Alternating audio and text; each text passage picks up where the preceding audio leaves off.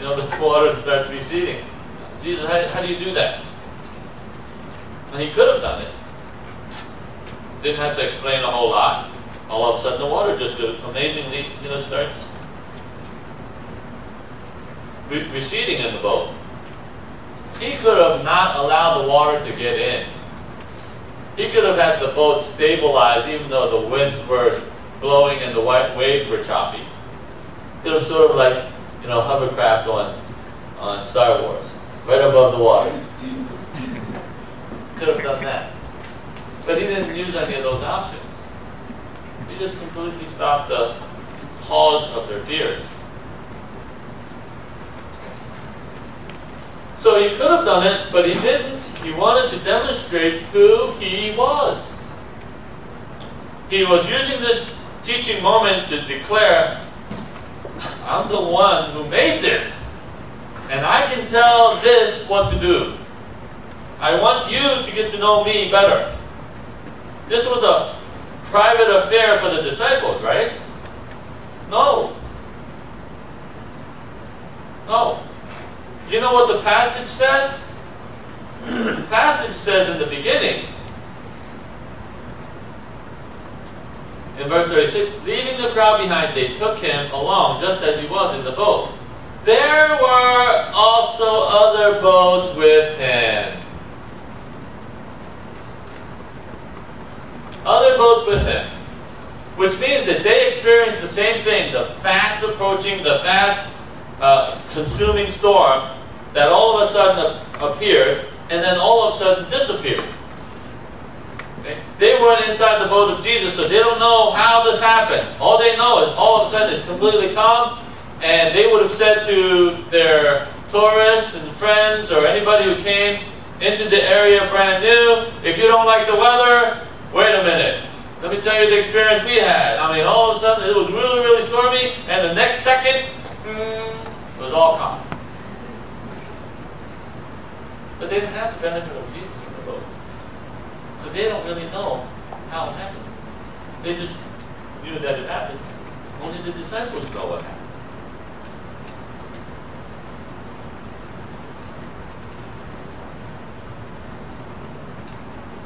Jesus is demonstrating, remember, who he is. And the other situations that he resolved when fear was present was in chapter 5, after Jesus exorcised the demon, as I told you. They were fearful of this individual who could drive out demons, put them in pigs, and then kill the pigs, or the demons killed the pigs. And they feared, so they chased him out of their town. Because Jesus was interrupting their livelihood. And they didn't want that. They didn't want somebody who was so powerful that they can do this. Or he could do it. So they ushered him out. They were afraid of Jesus. So if you are afraid of Jesus, what are you going to do? You're going to usher him out. I mean, if he starts taking control of your life, what are you going to do? You're going to start avoiding him. If he wants to take over your life, what are you going to do? You either have to say yes in submission, or no and walk away, or push him out. You know how hard it is to push Jesus out when you go to church? And when you're among your Christian friends? It's really, really hard. So you're going to have to remove yourself from that situation. Or otherwise, you have to live like this. Because God's Word is going to come in. You're getting it right now. So if you don't want Jesus, if you don't want Him to tell you what to do through His Word that I am sharing with you, or anybody else shares with you, you're going to have to start backing up somehow. You're going to have to create this bubble. If you don't want Him to take over your life, you're going to have to create some defense mechanisms. It's a very, very uncomfortable feeling to have Jesus interrupt you, have Jesus want to take over your life, and you constantly resist. Gotta get him out of there. Just like the crowd did. And the woman with the 12-year-old bleeding was afraid, perhaps embarrassed because of her physical situation, but she was healed. Remember, she was thinking that if I just touch the hem of his garment, I will be healed. And she presses through the crowd and she goes, and she immediately feels healing. And then Jesus had the audacity to say, "Who touched me?" Like Peter was saying,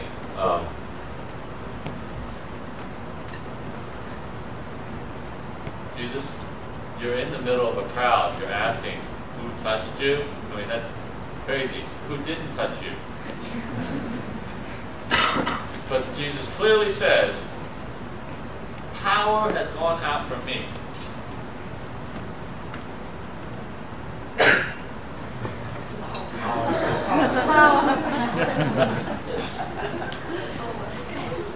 Yeah, exactly.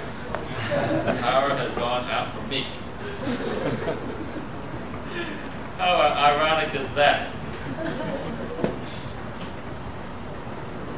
The Holy Spirit departed. I'm gonna get a new Holy Spirit.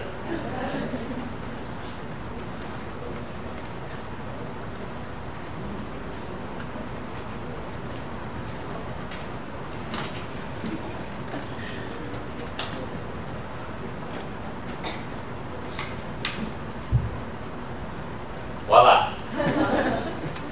So Jesus says, power has gone out from me. And she's just embarrassed. Why was she embarrassed? Her faith has healed her. And she was afraid perhaps that because she stole healing, that Jesus would maybe take it back. But he didn't. He reassured her and said, your faith has healed you. Go and be well. And then when the synagogue ruler was looking for Jesus, they came from home and said, your daughter is dead, don't bother him anymore. And Jesus was trying to reassure him, don't be afraid. I can take care of even death. So he didn't want to bother Jesus anymore. And Jesus says, no, I'm going to go and heal your daughter without even being there. So here all of these people are fearing, and Jesus does something about it, and he relieves them of their fear.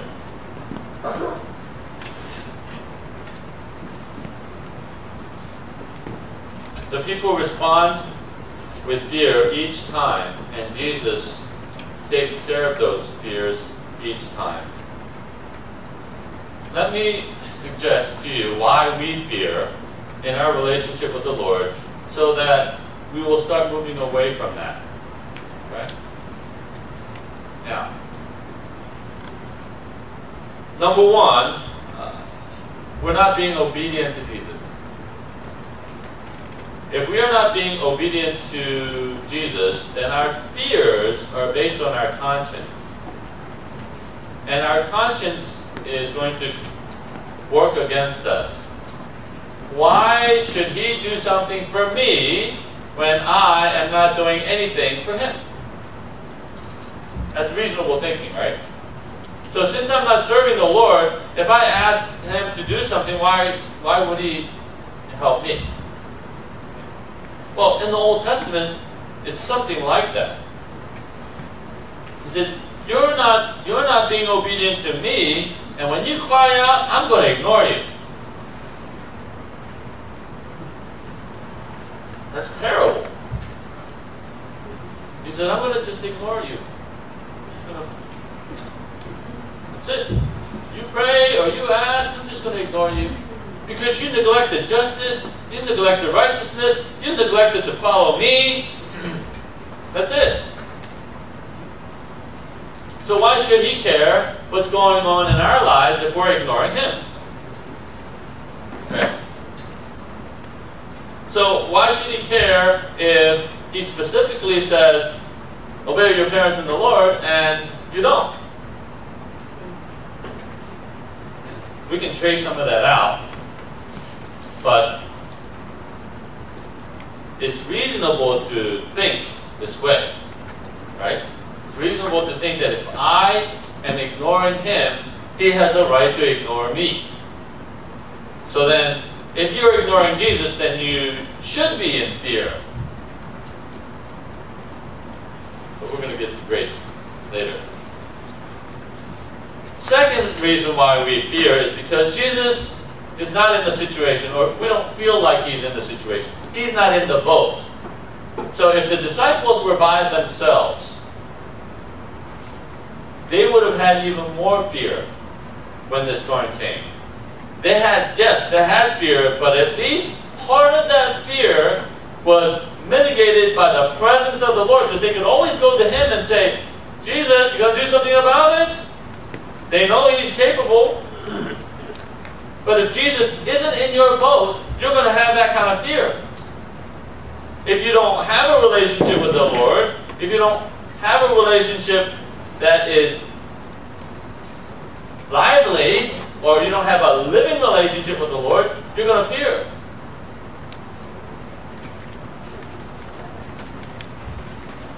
If he's not in your boat, you're going to fear. Tragedies happen in the United States, and people wonder, they complain, where was God? If God is so loving, why didn't he do anything about it? Ravi Zacharias, brilliant theologian, he says, we kick God out of our schools, out of our politics, out of our country, and we wonder where he is when tragedy strikes. He's exactly where he was, and that is out. Kicked him out. That's where he is. So we can't complain if we kick him out and need it. Third thing, or the third reason why we fear is we don't know what he's capable of in our lives. We don't know what he can do. Now that's really strange, right? Because if we understand that he's all-powerful and he's all-knowing and he's everywhere, then we should at least have that kind of confidence that he is capable. But, Jesus was with the disciples a lot, training and teaching them, but they still didn't know him. As a matter of fact, this was such a surprise that they were terrified of him, more terrified of him than the storm now. Because they really didn't know him. They just got to know him right here, in the experience. And if we don't know God, if we don't know Jesus, and what he's capable of, whatever we think he is not capable of doing, we're going to fear. Now they understand that Jesus can even take care of the storm. Now you and I understand that even if it's horrible and nothing can stop it, whatever it is, we can ask God to stop it. We can, I don't care how terrible it is, 8.9 on the Richter scale of an earthquake, we can still ask God to stop it. They woke him up and said, don't you care if we drown? And he said, okay, I'll take care of that. Let's say we didn't pray, and we didn't ask God to take care of it. Let's say we just let Jesus sleep. And we try to frantically, dump the water out of the boat, block the wind, cover up the boat so that the water doesn't come in. Let's say we kept frantically trying that. It wasn't going to work. There he is, still sleeping, waiting for us to wake him up. Address it, plead, and ask. So here we live by this fear, and for this synagogue ruler, he didn't know that Jesus could raise people from the dead, so he was feared. But if we know that Jesus can raise somebody from the dead, then we won't fear death either. So, when we get to that water thing, I mean, I was over here, or driving over here, and I was listening to the same song that we played in Third, about the storm and the wave, and I thought, perfect, I hope they sing that today. And I came here and listened to this. Perfect, thank you, Lord. And we're going to have to hear that again when we talk about Jesus walking on the water. Because that's what it's really about. And that's an amazing story too, that we can learn a lot from. So now what we're going to have to do is, Jesus says, replace your fear with faith. Jesus asks them, do you still have no faith? And he said twice in chapter 5, with those situations, he says, your faith has healed you. Go in peace. Don't be afraid. Just believe. So, the opposite of fear is not lack of fear. The opposite of fear is faith. The opposite of doubt is faith. The opposite of fear is also faith. So if you doubt, you have to replace it with faith. If you fear, you have to replace it with faith. So let's apply this. 3 ways to eliminate fear from your lives according to this example. And first is obedience. Be obedient to Jesus. See, your conscience is not going to allow you to rest, be at peace, if you're not being obedient to God. I mean, that's your conscience. Regardless, God can still show you grace even though you're being disobedient. I mean, I still feed my kids when they are disobedient. I don't starve them. They still get to eat. They get punished in other ways, but they still get to eat. God's still going to love you and interact with you and intervene in your lives, but minimally. Being obedient unleashes all of that. It's like blood vessels. You're supposed to have this kind of blood vessel, and your obedience does that, but then disobedience constricts it. That limits your breathing, your mobility, your endurance, and you're barely alive when you're like this. So you're going to have to open that back up by being obedient. The disciples, remember, were obedient in getting in the boat. Because Jesus said in the beginning, let's go to the other side. And they pushed off. They were being obedient. So they can go over to Jesus and say, save us. We're in this boat because we were obeying you. You're in the storm because you're being obedient. If you're in the storm because you're being obedient, guess what? You can go to Jesus and say, do something about it. Or take us through it. You don't have that confidence if you're not being obedient. Doesn't matter what the situation is. Don't bemoan the situation. It's an opportunity to get to know Jesus better.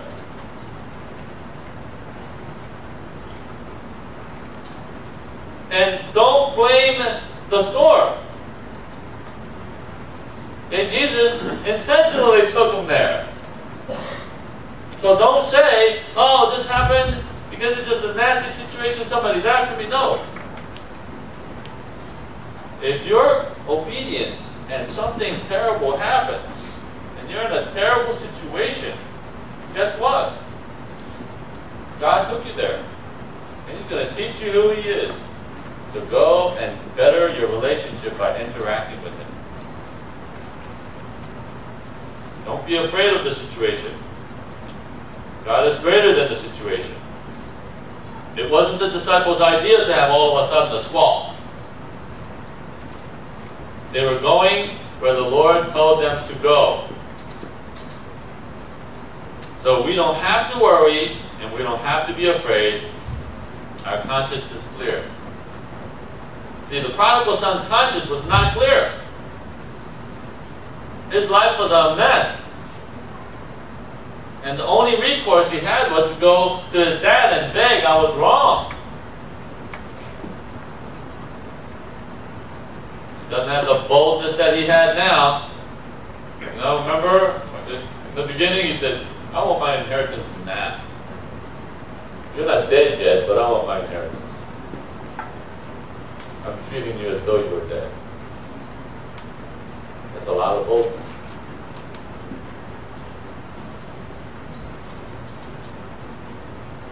When obedience is missing in an area, that's where fear will rise. It will sit there. If obedience is lacking in finances, guess what? Your fear is going to stay. Where it's going to reside. If your fear is in relationships, or if your disobedience is in relationships, that's where your fear will be too. So whatever area is missing obedience, that's where fear is going to reside. Alright? Secondly, make sure Jesus is in your boat, or make sure he's in your life. Now, some of you may not even be believers. So you're going to live by fear. And one of the main fears you'll have is the fear of death. Because Jesus is not in your life. But if you're a Christian, you can still push him out, remember?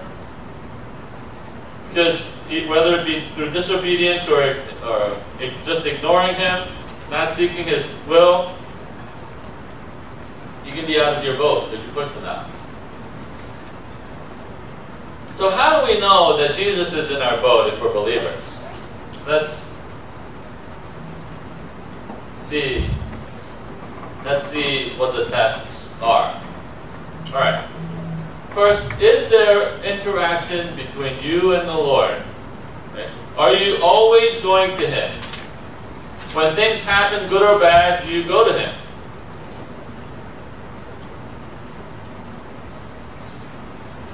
If he's in the boat, you can go talk to him, right?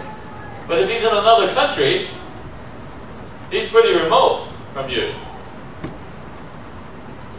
Because most of the time when we go to God, we're in trouble. But even if you are in trouble and you go to God, that's still good. You're still going to God.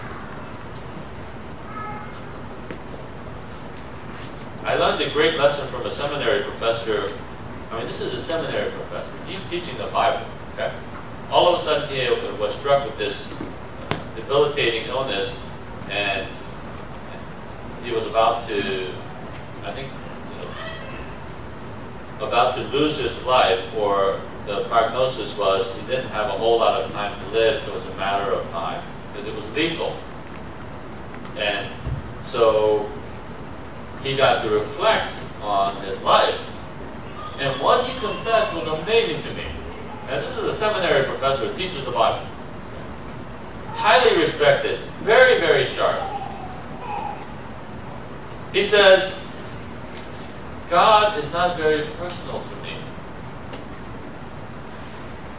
And I thought about that, and I said, do you mean to tell me we can study the Bible, dig in, and learn these amazing truths and still treat him like an object? And it was true. Okay? We can put God under a theological microscope and learn all there is about him and still treat him like a rock. Like he's not a person. I would hate to be treated like that. Wouldn't you? I mean, Dad, can I have $20? Mom, can I go here? Mom, can I do this? Dad, can we go there? If that's all you get, that's very, very impersonal. I mean, they invented ATMs for that. Right?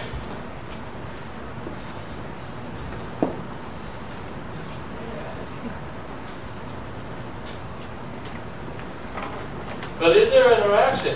I mean, here are some of the ways that you can interact with your parents that's actually helpful, and here are some of the ways that you can interact with your children, and it'll be helpful.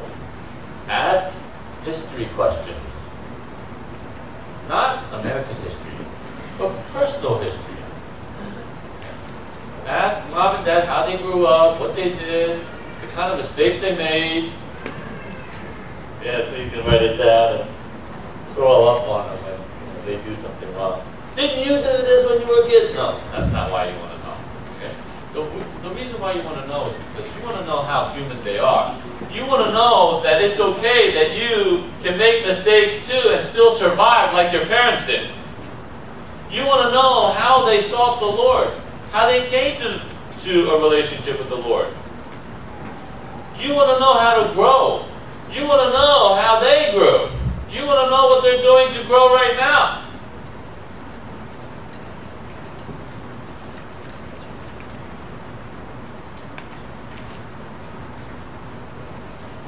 If we don't interact with the Lord on a daily basis, then He's not in the boat. Are you growing in your knowledge of who He is? Are you getting to know Him better and better? As you grow in the Lord, a pattern begins to emerge. You become more and more dependent on Him. You rely on Him more and more. You start admitting that you cannot live without Him. I mean, this is at the end of Jesus' ministry to the disciples. This is what He reminds them. Okay? Reminds them of them all. He goes, apart from me, you can do nothing. And He didn't tell the disciples at the beginning of His ministry that. He told them at the end, just before he was about to die. He said, apart from me, you can do nothing. I mean, is that what it means to be a mature believer? To rely on the Lord for everything? Absolutely. So if you're not relying on the Lord for everything, guess what? You're immature. So if you want to have a vital, alive relationship and interaction with the Lord, you have to be constantly dependent on Him. And He's going to constantly remind you. And He's going to put holes in your boat to remind you. Things are not going to work out the way that you want to remind you. He's going to challenge you up and down. He's going to move you out of your comfort zone. And so if He's not in your boat, what do you do? If He's not in your boat, invite Him. Ask Him to get in the boat with you. Better yet, go in the boat with Him.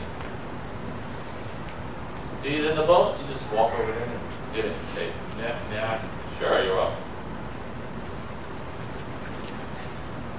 One of the philosophies or ministry perspectives or life perspectives that was made famous by experiencing God by Mr. Maccabee is that we are responsible to see where the Lord is working and then go and join Him. And I thought that was spot on. Find out where the Lord is, what He is doing, and join Him.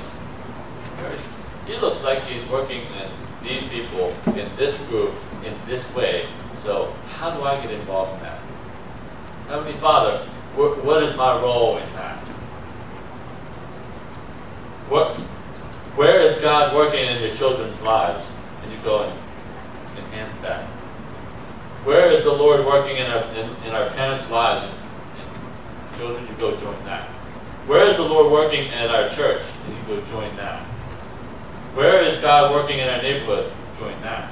Where is the Lord working in my friends? Which friend is He working on? And then you go join that. Jesus